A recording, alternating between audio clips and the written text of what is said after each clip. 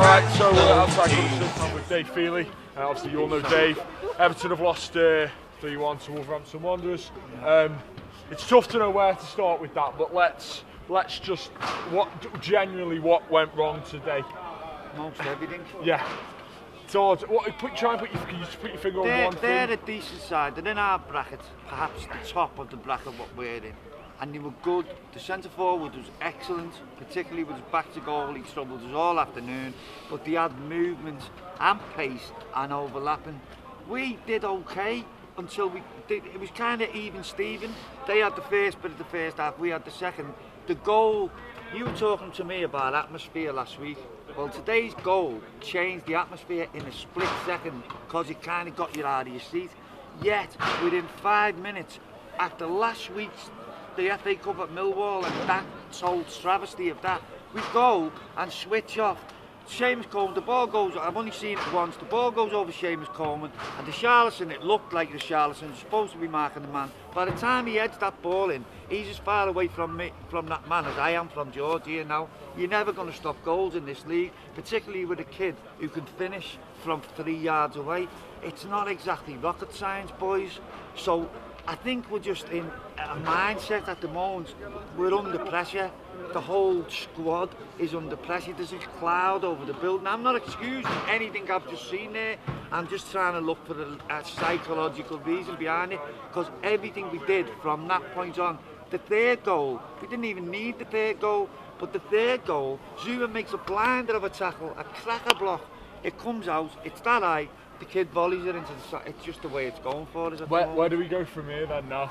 What we do, because we've got Manchester City obviously here on Wednesday. Nobody expects us to win that, and then we go to Watford next week, and he's under pressure, a lot more pressure than he probably is now by that point. So, where I mean, if you were going to give Marco Silva any advice, Dave, as a fan channel, you know, what would you be saying to him now? First of all, I'd say dig in for Watford, because they're going to crucify you.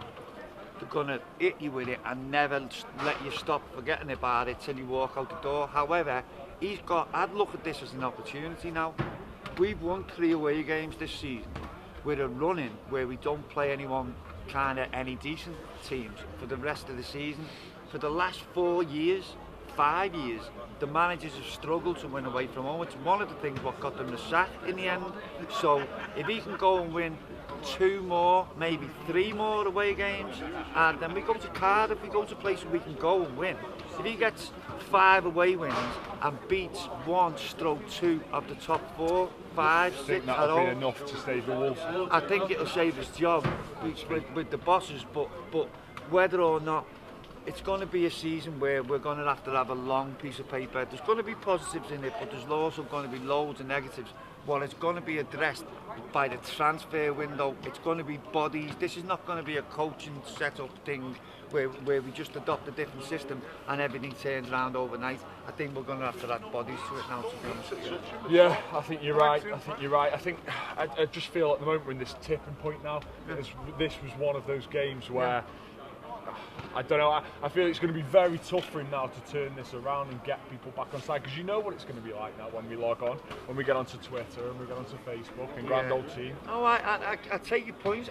Like I said at the start, I'm not trying to excuse it. I'm just saying, I saw them at Millwall on Saturday. I went to Millwall on Saturday and then I went to Huddersfield on Tuesday.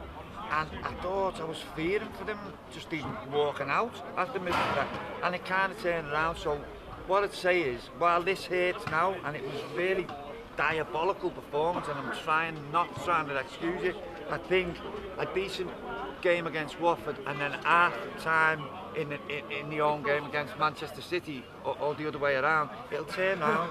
It's just a matter of, we knew when the transfer window shut, nobody else is coming in. So basically, this is what we've got to the end of the season, and we're just going to have to get our heads around it. But somebody needs a system, and somebody needs to decide who's playing centre forward, what kind of thing we're doing off them. Are we going 1? Are we playing a 10? Have we got any width whatsoever? And like that, there's 5 things. Good points as always, Dave. Thank you very much. Good, Cheers. Peace, toughies.